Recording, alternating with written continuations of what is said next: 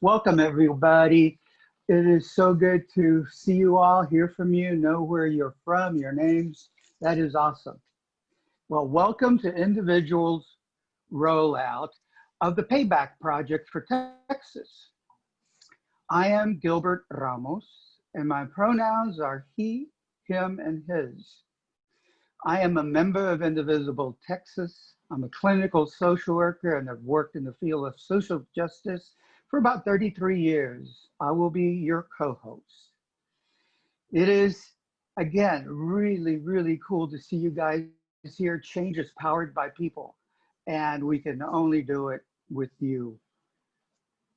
That said, would everyone please, Lynn, I'd like to introduce you, if you would introduce yourself. Yes, thank you, Gil. Hello, everyone. Welcome. Oh, hey. Really happy to be here with all of you today. And please continue introducing yourselves in the chat. We'd love to hear your names and where you're from as well.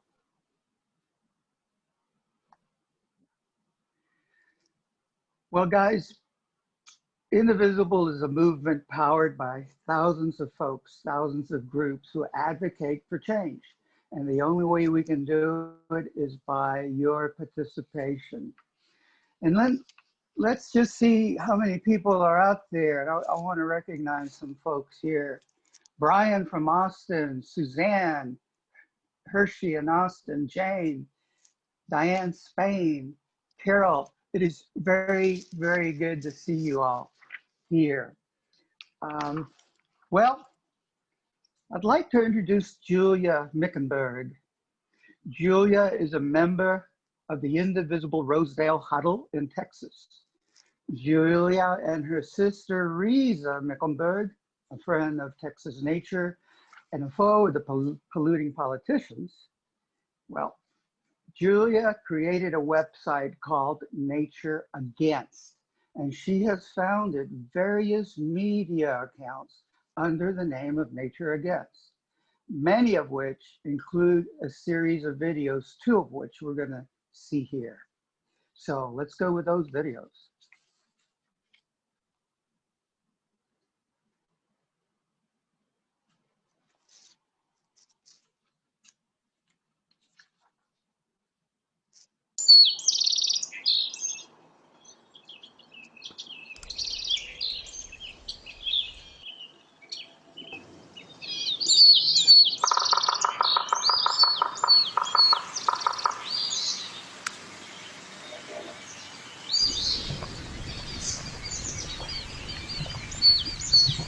Can we do that video? Are we okay?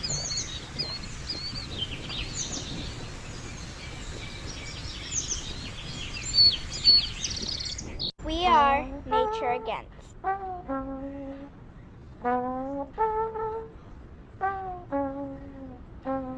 We represent the largest coalition of living creatures ever assembled. Can John Cornyn look real Texans in the eye and say that he's done what's best for all of us? You're responsible for an entire system of life. We invite you to join us to make sure John Cornyn does not get reelected to the United States Senate this year.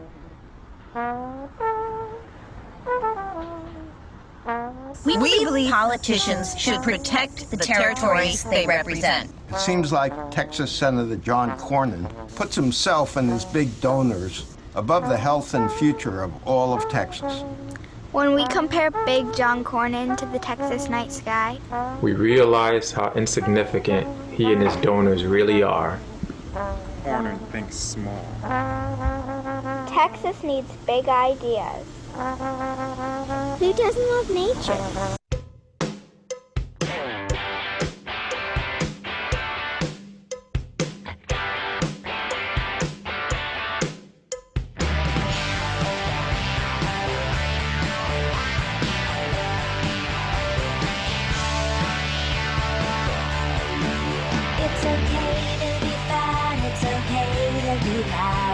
Okay to be dumb, it's okay to be proud, and if you think your cat's a gourmet, it's okay. It's okay to shoot if it's in self-defense. And if you write strippers off as a business expense, it's okay. It's okay in the USA. It's okay in the USA. It's okay.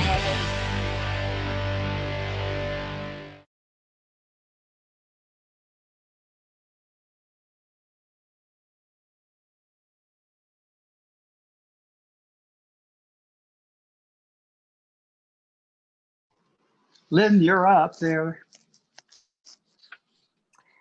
Yes, thank you. Oh, it's your mic. Your mic is off, Lynn. Yes, I think I'm off mute now. Thank you so much, Julia and Risa and your team. That was a very powerful video. Once again, just to introduce myself, I'm Lynn Panapinto. I'm a social worker in Austin, and I'm excited to be talking with you about what indivisible groups throughout Texas are doing, how Senator Cornyn has been failing Texas, and why we're fighting to elect MJ Hegar as our Democratic candidate. So right now, I am going to introduce you all to Lauren Ortel from Austin. She's the Indivisible organizer for Texas and New Mexico. And she has a policy degree from the LBJ School of Public Affairs at UT Austin. She's an advocate for social justice, and she's determined to help flip Texas blue. So Lauren, please take it away. All right, thanks so much. Happy to be here. Great to see everyone in the chat. Thank you for joining us. So, in case you haven't heard, many of you probably have, during a Senate Judiciary hearing about police violence on June 16th, Senator Cornyn became the latest official to struggle to grasp the existence of systemic racism in the United States, an issue that became clear during his questioning of a panel of witnesses. We have a clip of that here.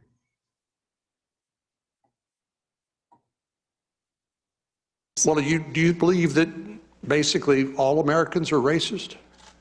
I think we all have implicit bias and racial bias. Yes, I do. Wow. And I think that we are an amazing country that strives to be better every single day. It's why I went to government, to make a more perfect union. Well, you lost me when you want to take the acts of a few misguided, perhaps malicious individuals and ascribe that to all Americans, not just our 800,000 police officers, our 18,000 police departments. I think, thank you for your answer. Since our senator refuses to address this important issue, students across the state are standing up, telling their stories, and calling for change. As one example of this work, we have the students of Southlake, who have built a new anti-racism coalition. They are leading protests and making sure their voices are heard through testimony. We have a clip of one of the times that they have been speaking out about their experiences and how Texas schools need to address racism. Standing up for change. Several Carroll ISD graduates have formed a group out of the spirit of recent protests and demands to end systemic racism across our country. And they're pushing for accountability and anti-racist change in their own community. And their message is now gaining traction. NBC5's Alana Quillen spoke with the coalition's members and his live force this morning with their conversation. Alana, good morning.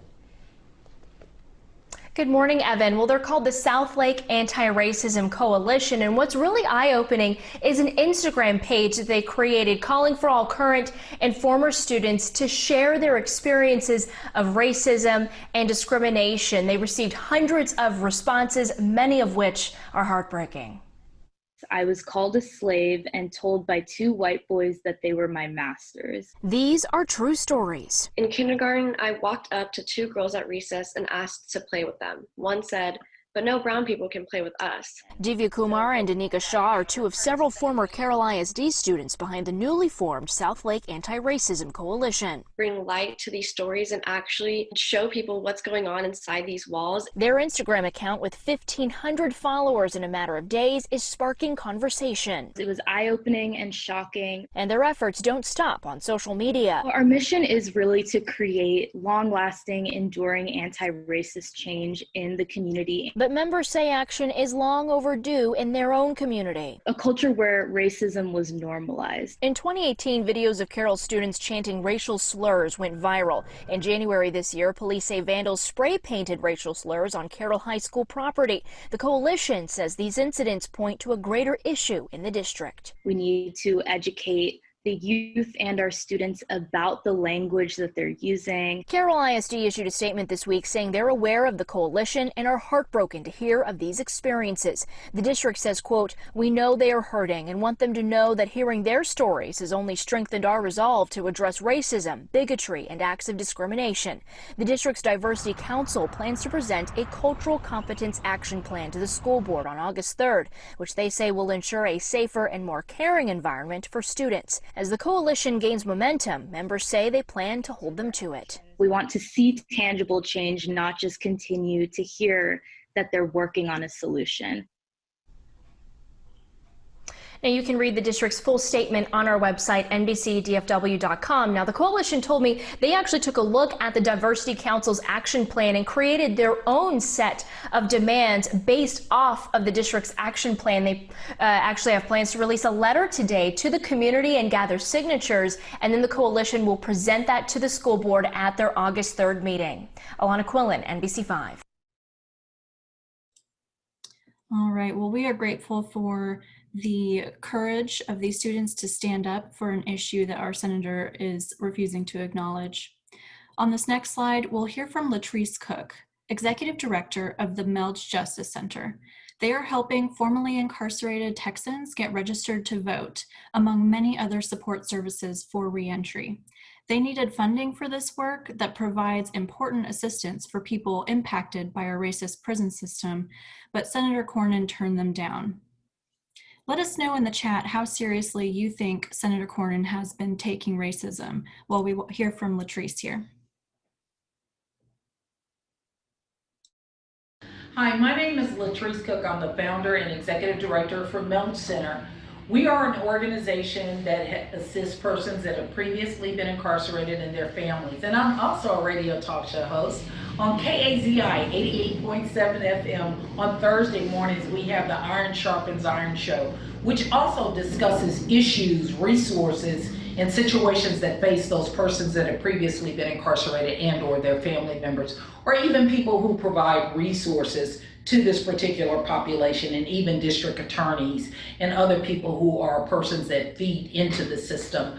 So Melge is an organization that provides actual resources to persons that have been affected by the prison system here in Travis County and outerlying counties throughout the Central Texas area. As you all are probably aware, with everything that is going on, it is so important that we have persons that are elected who are user-friendly to the needs of the minority, the Black community specifically, and the brown community.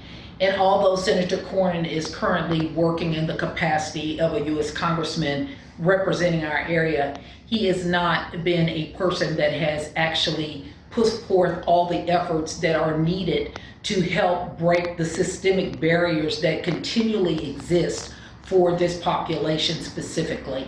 Having had personal conversations with their office in trying to get grant money down to the ground in Texas specifically, and watching them not do that and make that as a priority, speaks to our need to probably get someone in who is going to be serious about breaking the systemic barriers that exist for Black and brown people.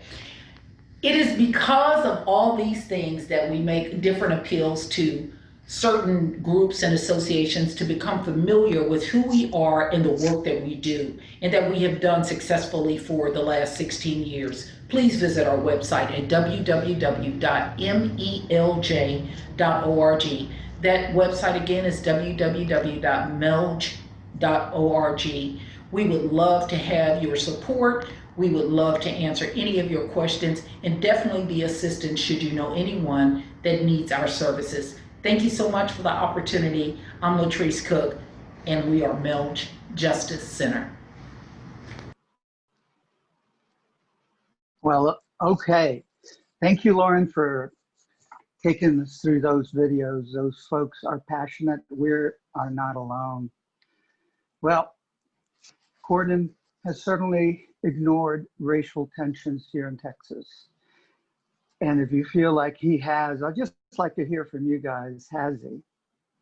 Also, in the next section, I'd like to introduce our new panelists. They are Dr. Pritesh Gandhi and Dr. Gazelia Moyedi.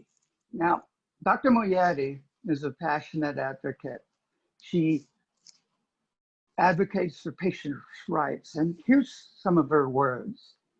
Every patient's story stays with me, shapes me as a physician. I am especially impacted by the cost of care and how patients' lives are forever changed by their ability or inability to pay for medical care. Dr. Gandhi is a Texan, a nonprofit community doctor. He has 3 kiddos, and according to him, I am tired of being told to stay in my lane. I got to tell you, he is passionate about social justice. Chris, would you introduce those folks in the video if you would?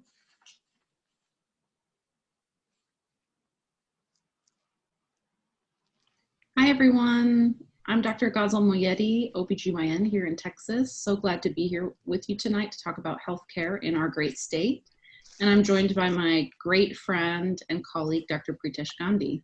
How are you tonight, Dr. Gandhi? I'm doing great. It's so nice to be here with you. I think for folks watching, we've known each other for, I think, decades now. Since fourth grade, yeah. I know, since fourth grade. Here we are working in Texas. So I'm currently the Associate Chief Medical Officer of a nonprofit health clinic here on the east side of Austin. And I'm a board certified OBGYN and abortion provider all over the state of Texas. Yeah. Well, I'm really thrilled to be here. I think that what's on the top of a lot of folks' minds are issues around COVID, right? Yeah, for sure. I know it's really been impacting the communities I take care of, and I'm interested to hear, as a primary care physician, how has COVID been impacting the community that you serve? Yeah.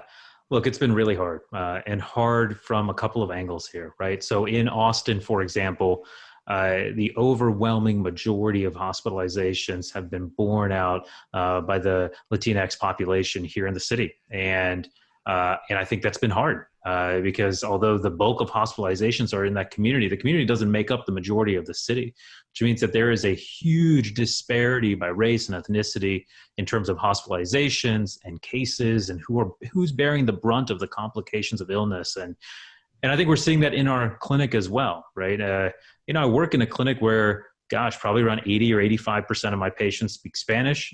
We've got a large chunk of our patients who are undocumented or who are DACA recipients.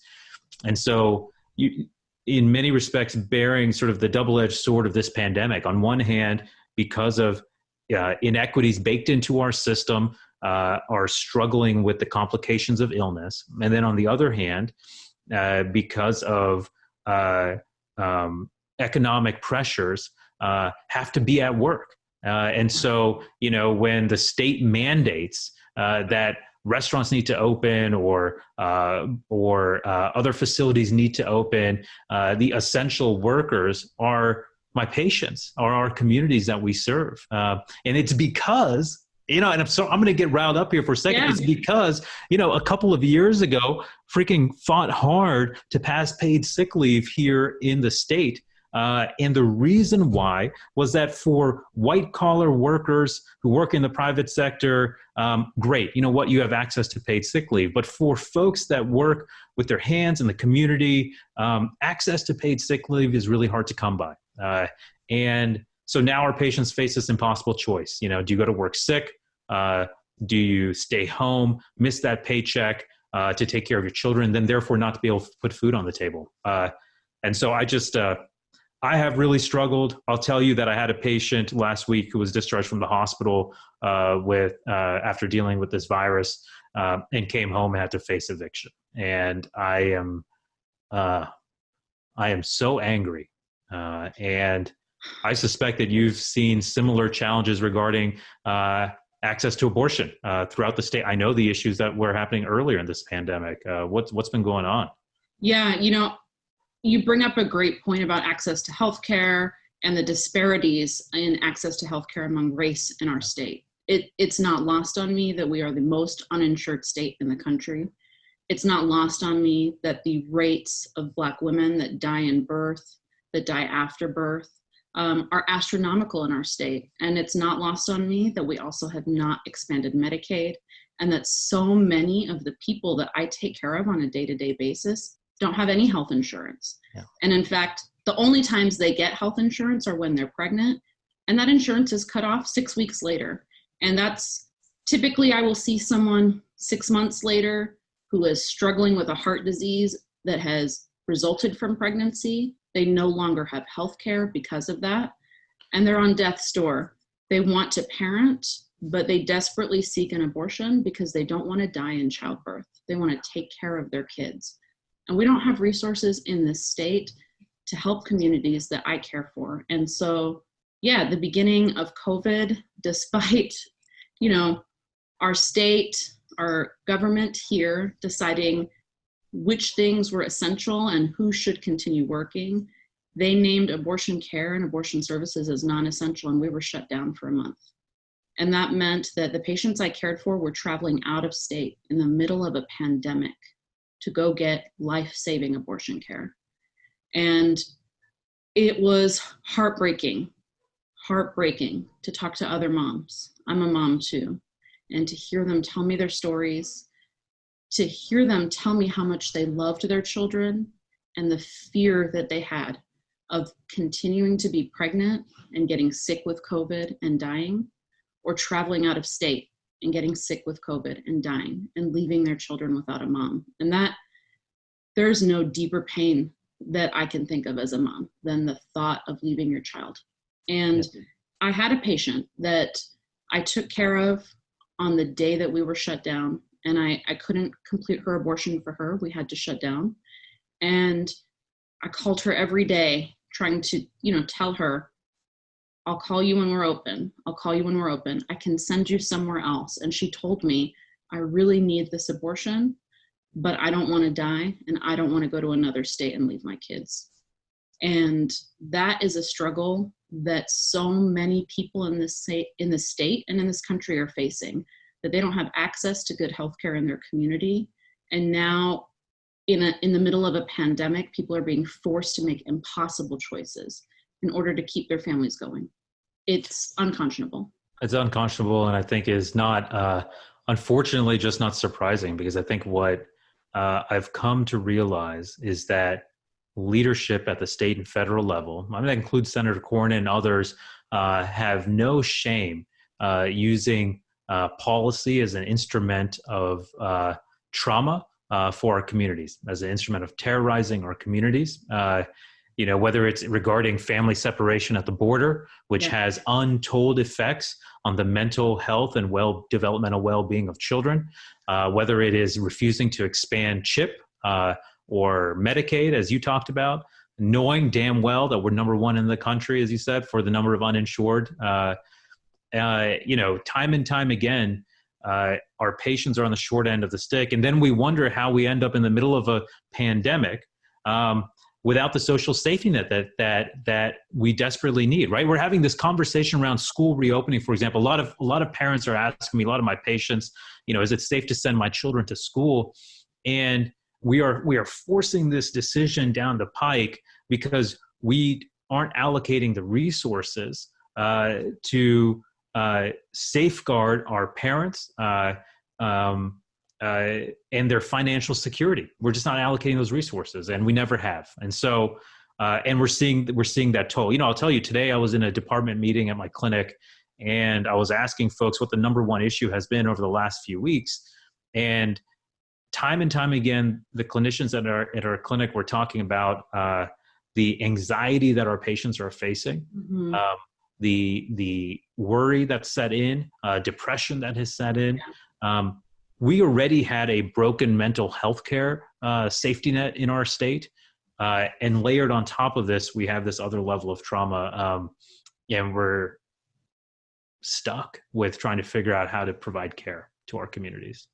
Yeah, and I'm seeing the same thing in pregnant women who are birthing, in pregnant women who choose abortion, in pregnant people across the board, that families are suffering trauma of isolation, trauma of loss of income, and trauma from all of the healthcare policies we had before this pandemic happened, and now it's compounded and compounded and compounded. And you brought up Cornyn's policies, and I'm interested because I know that he is really against the ACA, and I know that I saw huge benefit for the few insured patients that I have after the ACA, because people finally had coverage for birth control.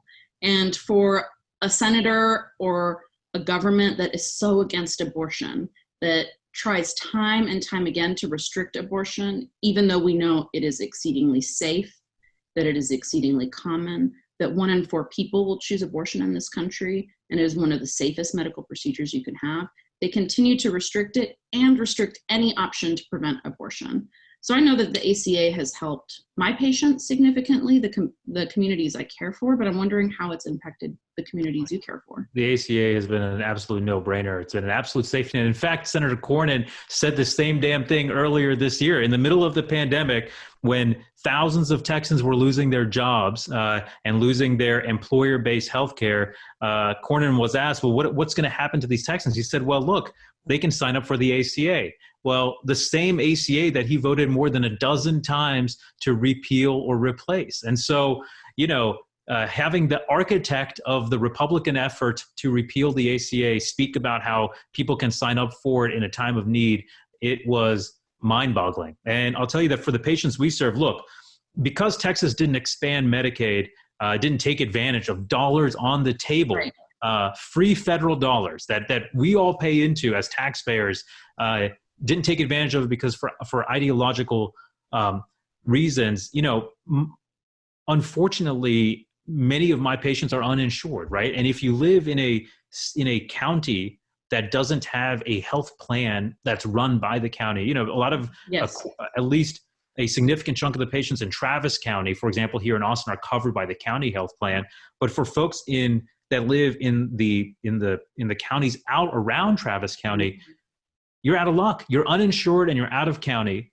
And the ACA has been a godsend for folks in the county and around the area, but for folks out of county and who don't fall within very strict poverty guidelines, there's no luck because Texas didn't expand Medicaid. And so I think the ACA has been transformational for the overwhelming majority of Texans. And it blows my mind that we have folks I'm looking at the date and time, in August of 2020, who still think that the ACA has harmed people. It makes no sense. Right. And so, yeah, I've seen it. And, I keep thinking like we're on the precipice of a new Texas. Like I just really see it and I really feel it, and I hate to be a hopeless optimist, but I really feel that the community that I take care of, the people that I talk to, are ready for a change. They're tired and they want something different, and they know that this state is better than what we have. They know that we deserve better. And I'm wondering what you imagine that we could be doing. How could healthcare be better for our state? Dr. Moetti, I have goosebumps. Literally, I have goosebumps as you're talking to me, and my eyes are watering up a little bit, because I will tell you that what clinicians across our state are ready for and what our patients are ready for is to limit the preventable suffering that exists in our communities. I am not naive enough to believe that we can limit suffering in general. I understand that suffering is a part of the human experience, and who are we but clinicians that are there to shepherd folks through that process. But I'll tell you that preventable suffering that can be mitigated by state and federal policy is, we can do something about that. And people are hungry for that change. Our patients are hungry for that. I think folks understand now that health doesn't just start when you enter the clinic and doesn't end when you leave the clinic, that health is housing, that health is education, that health is your finances, and health is the school down the road. And health is defined by where you live and work and eat and play and breathe. And all of these things, we're at this moment now where I don't think Texans are going to put up with the normal BS. I think that people are hungry for change. And when I think about the work that you do and the patients that you take care of, it just simply isn't good enough anymore to deny agency to people because of the color of their skin, because of their income level, because of what they look like. I think that moment is passing. Yeah, I couldn't agree more with you that healthcare does not start or end in the exam room, that the people that I take care of and this theory of reproductive justice, this framework really applies so deeply to what we need for Texas, that people I take care of deserve to parent their children in safe environments. They deserve to parent their children free from violence, from police violence, from environmental harm. They deserve to parent when they want to, and they deserve to choose when to be parents. And that is just fundamental to justice in our communities and for progress in our state. Fundamental. Yeah. I couldn't agree more. I'll tell you that I'm going to be in clinic again tomorrow, and I feel inspired by this conversation. And I know that there are folks on the front lines every day that are fighting hard for the communities that we serve. And we need people in leadership who are going to fight equally hard and put people above party, people above ideology. And I hope that's the direction that our state's heading in. I think that that's a great way to end this, I just really think that a new Texas is in the horizon and that there are great people working for change here. Dr. Moyetti, I couldn't agree more. So great to see you tonight, Dr. Gandhi. Likewise, good to see you. We'll talk soon. My goodness, that was amazing. I got to read off some comments here. Amy, you said after Dr. Gandhi said that you're fired up, you said yourself, I am fired up. I'm fired up as well. They were awesome. Someone said, well said. And I agree with you. I am fired up. And I think there were terrific speakers. Thank you, doctors, very much. We would like to introduce you now to Indivisible San Antonio and their comment on Senator Cornyn. Indivisible San Antonio has been an amazing group of advocates, of folks who are teaching other people to rise up and be part of the progressive movement. Indivisible San Antonio, thank you so much for your help in getting this going for Texas. And so let's take a look at what this group has to say.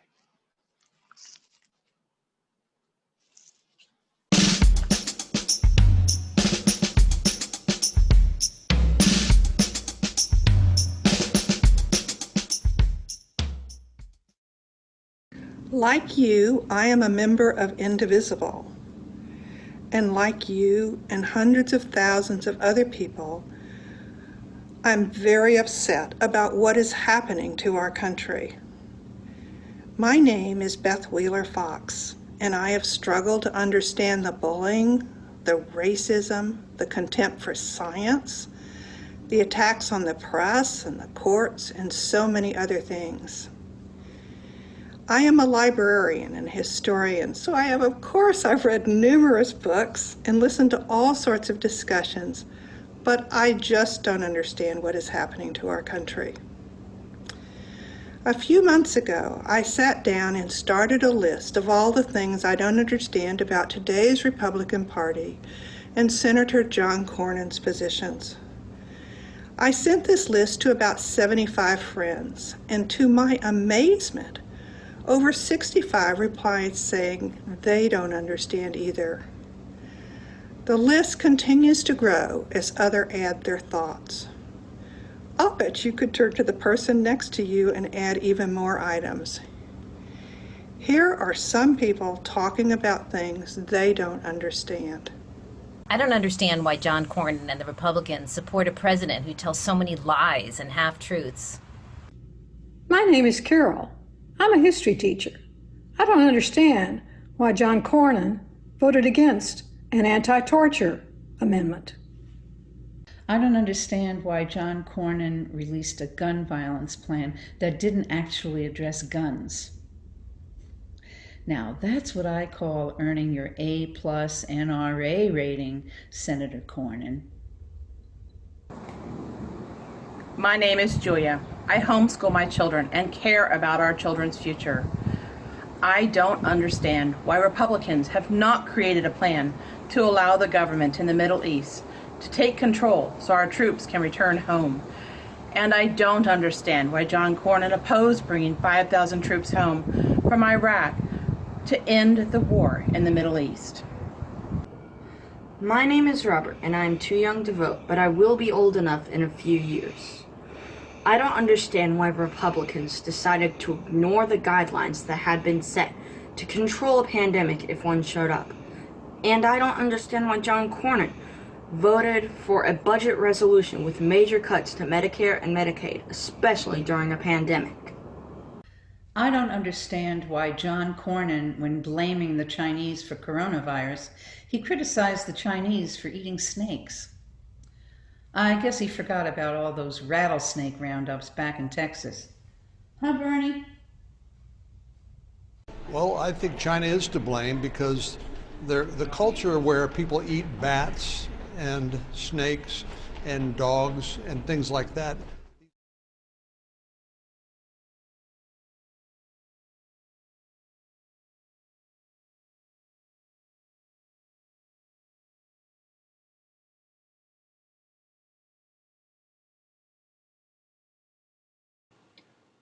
I don't understand how John Cornyn could receive 3 government pensions at once while advocating against government spending.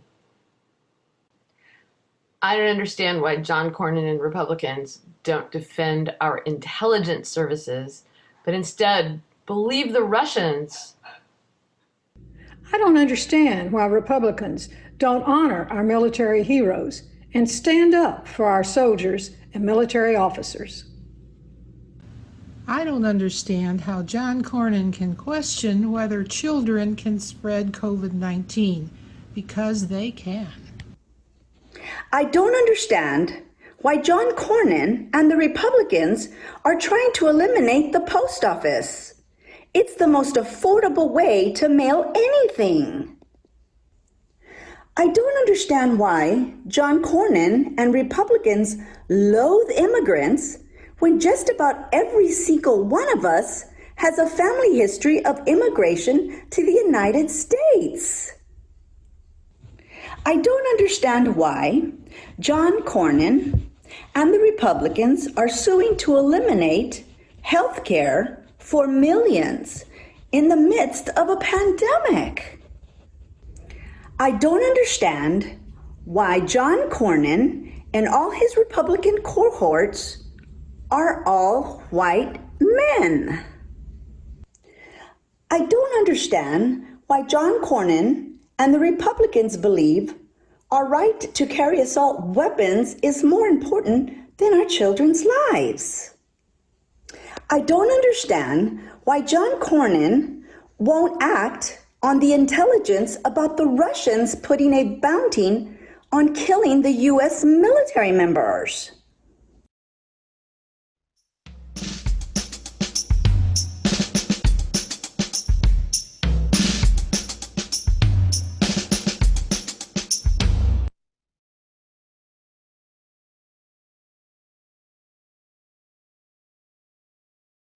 Well,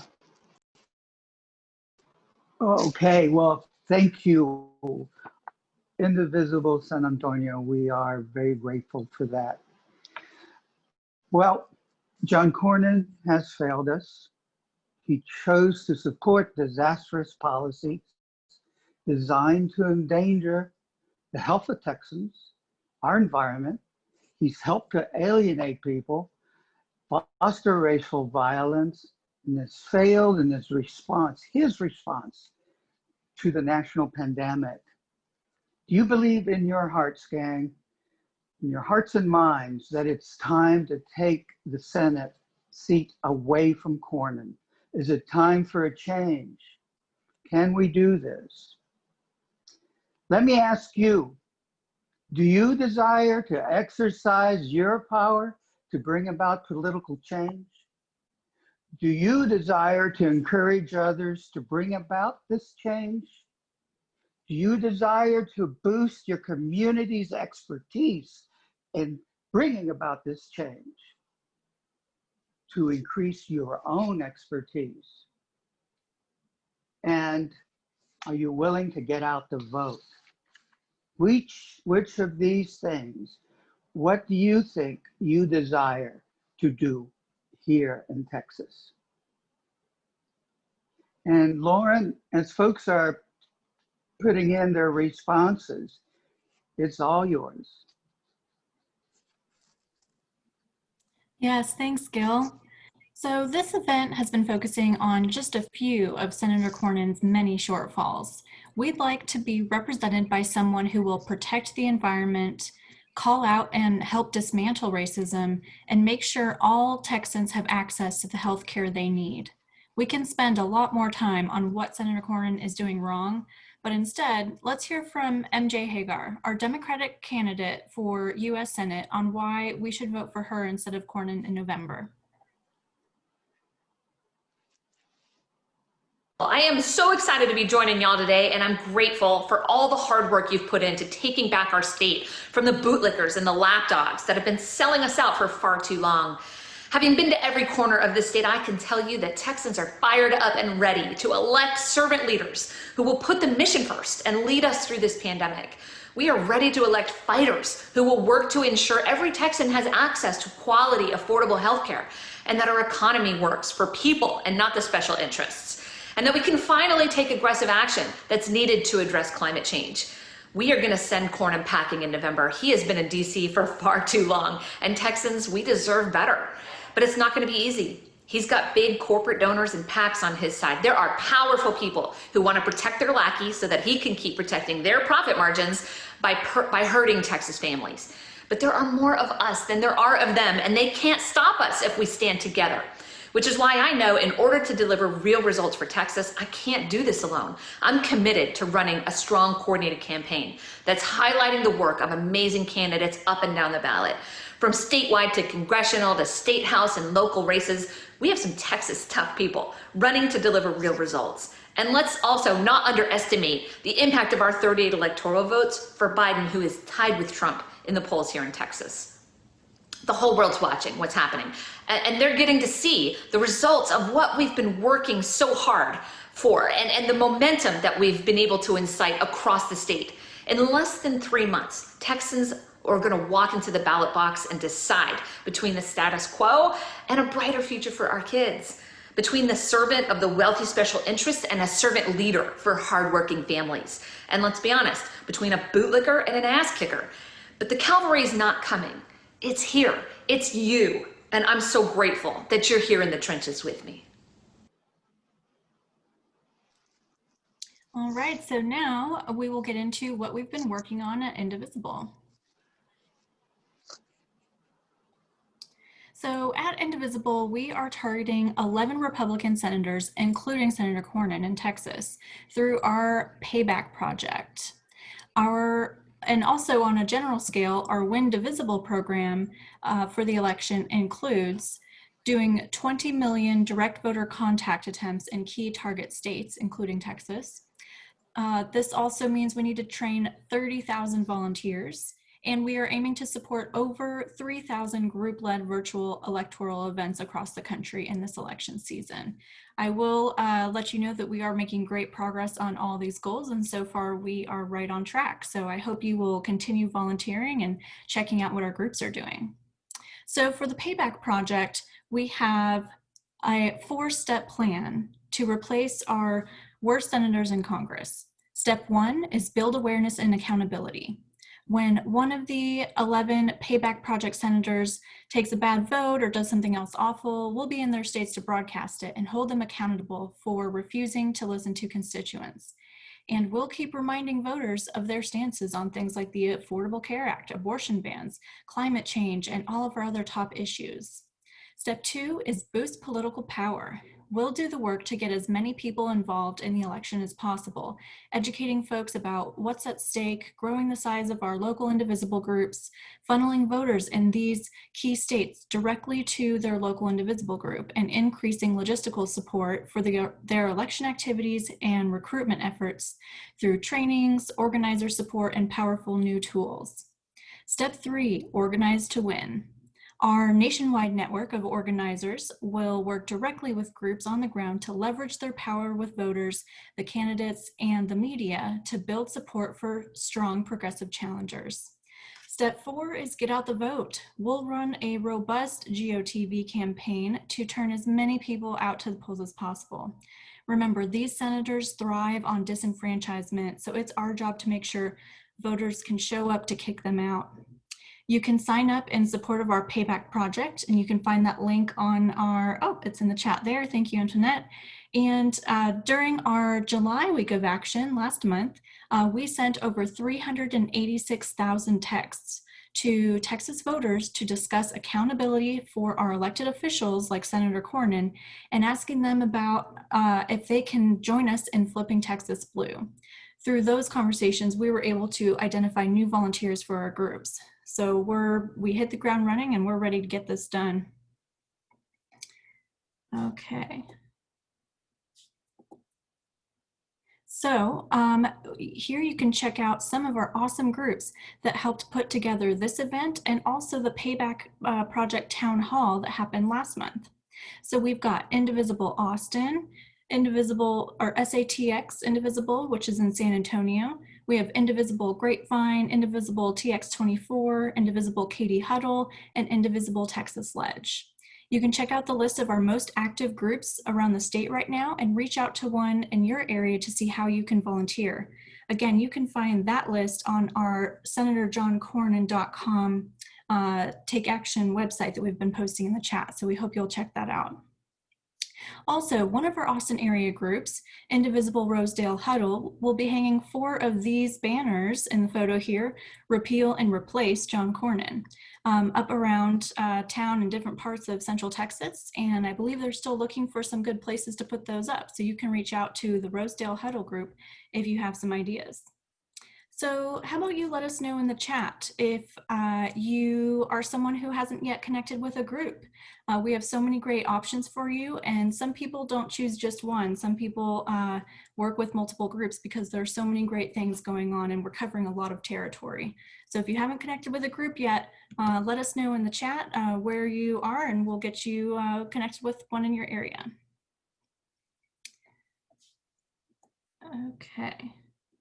So let's get to the good stuff. On the next slide, we will start looking at some of the countless ways that you can take action now to make sure that we get a new senator. I'll name a few ways here, and of course you can find these references on the website that we've been putting in the chat. First, you can sign up for our Payback Project contact list to stay up to date on text and phone banks and other ways to help flip these Senate seats. So that would be our nationwide program where you'll be working with folks who are targeting those other key senators as well. You can also check out our text bank calendar for Indivisible and make sure you get trained on texting with us if you haven't already. That's where you'll find other payback texting opportunities as soon as they're scheduled. We also have a phone banking calendar. We'll be phone banking for the Payback Project, trying to get rid of these senators.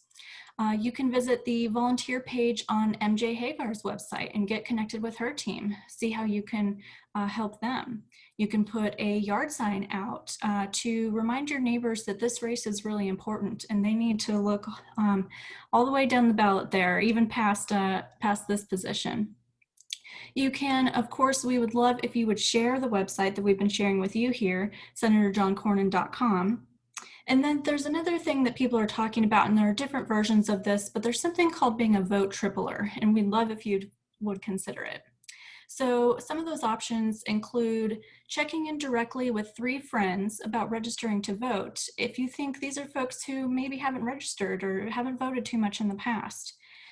Another option is you can check in with 3 friends who you're pretty sure are registered but might be undecided on this race. Maybe you can have a conversation about what Senator Cornyn has done and how we do have a better option this year.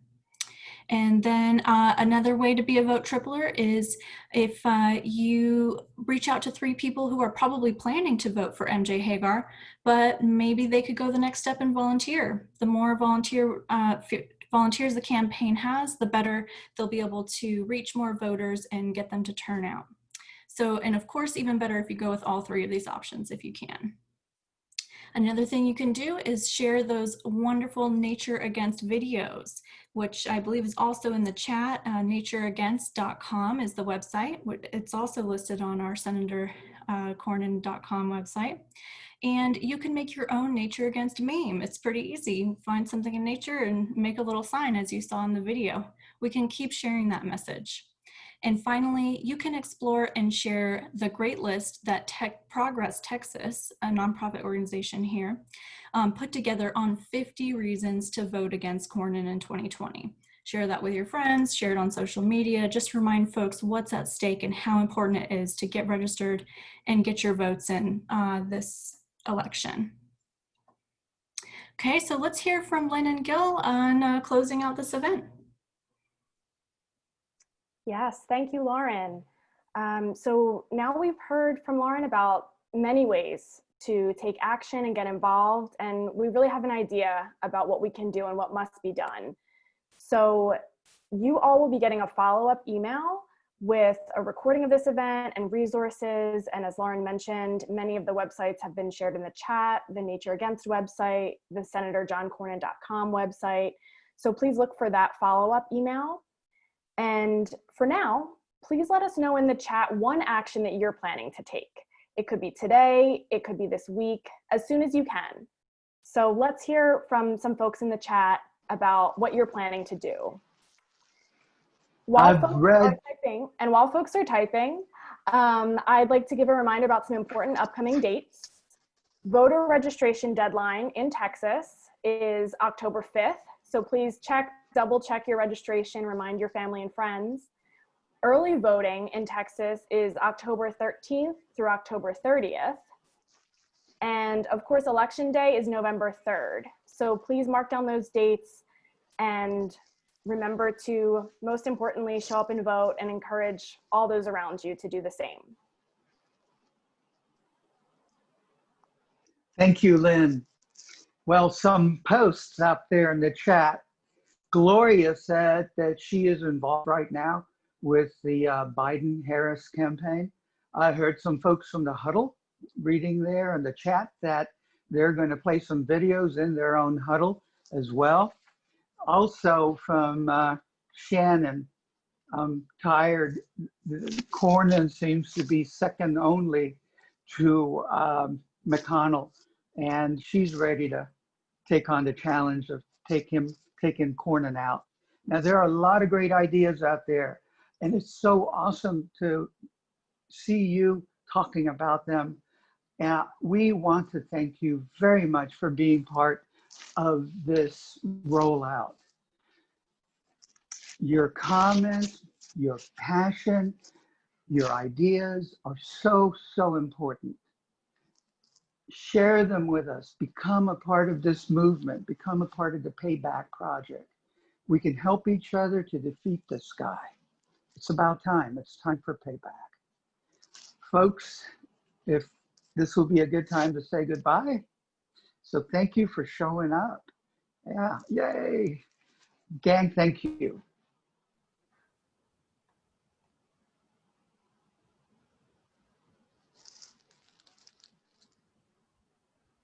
You're welcome. Risa, you're welcome. Gloria, Julie, it's good to see you guys. Carol Wheeler, Heather Thornton, Lynn. All right. Thank you, Chris, for managing the background, the slides, the presentations. You did great. Thank you, Chris.